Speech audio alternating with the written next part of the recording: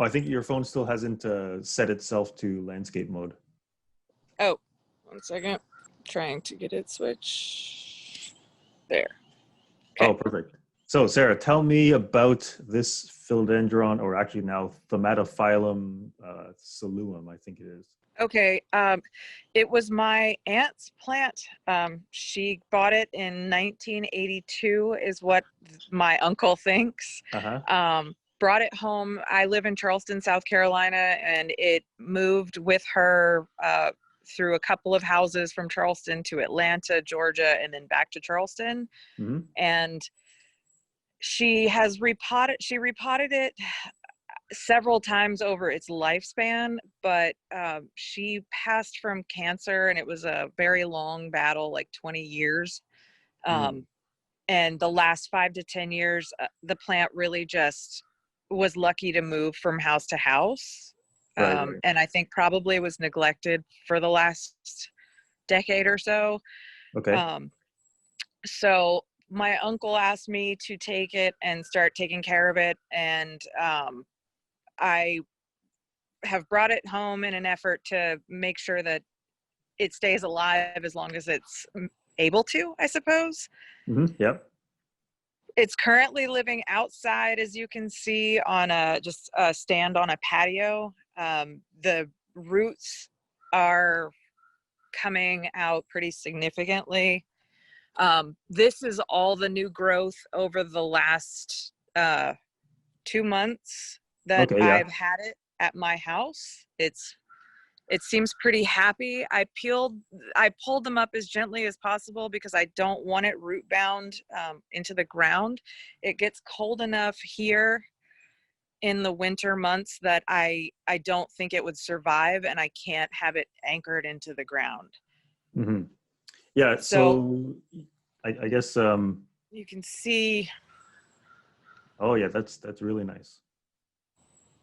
Well, sorry, when I say really nice, it's because this Thamatophyllum, people who have it for many years, they start to get this really beautiful, sorry, I'm pointing with my finger here, but they start to get this really beautiful, trunk on the, all the little eyes.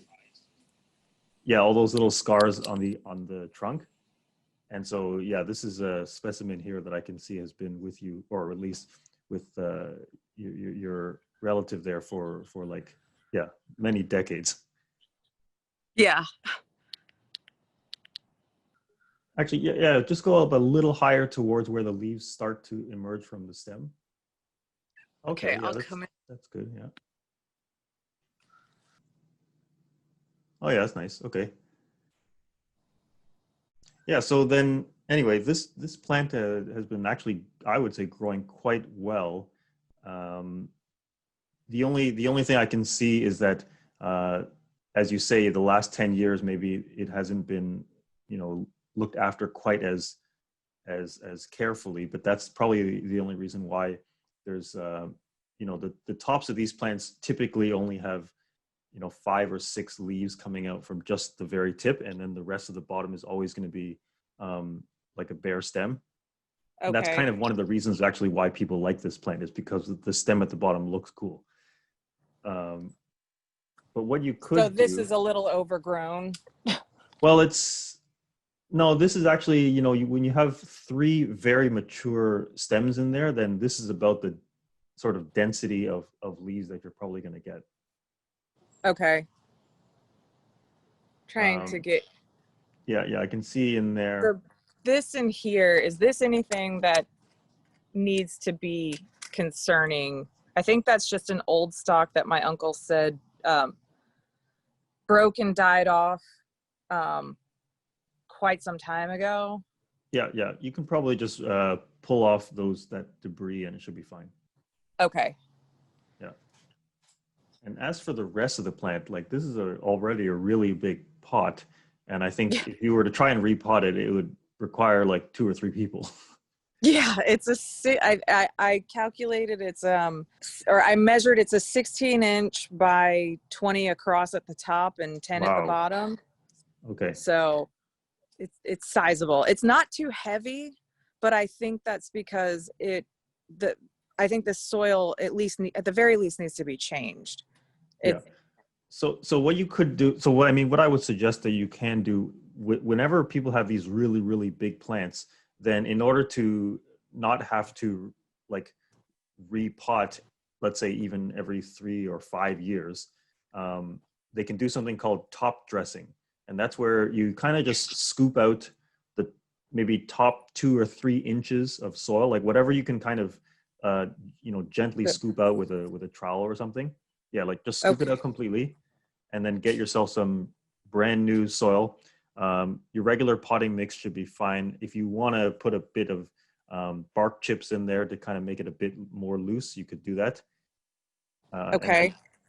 And then fill the top with that top layer. And then the other thing that is important too is then to not quite like mix it in like you're mixing cookie dough or something, but like just use a chopstick and kind of gently loosen the lower part of the soil. So that way, when you water, sort of everything kind of trickles through. Yeah, exactly. Aerate it. Okay, great. The topsoil treatment, how often should I do that? I would probably be doing that roughly once a year, because it's a very pretty easy operation to do. Just scoop out the top bit and then put in some newer soil and then kind of gently mix it a tiny bit. I think that's a roughly once a year thing to do for a very large plant. Right. So at this point, at this age and size, unless I am ready for the plant to get even larger, I don't need to remove it from this pot entirely. It's fine to do the topsoil. Yeah. Oh, actually, so make sure that you call it top dressing, because the word topsoil, it refers to another type of soil that you should never use on a houseplant. Okay. Yeah, topsoil is like just half decayed compost stuff that you put onto your outdoor kind of flower beds. Right.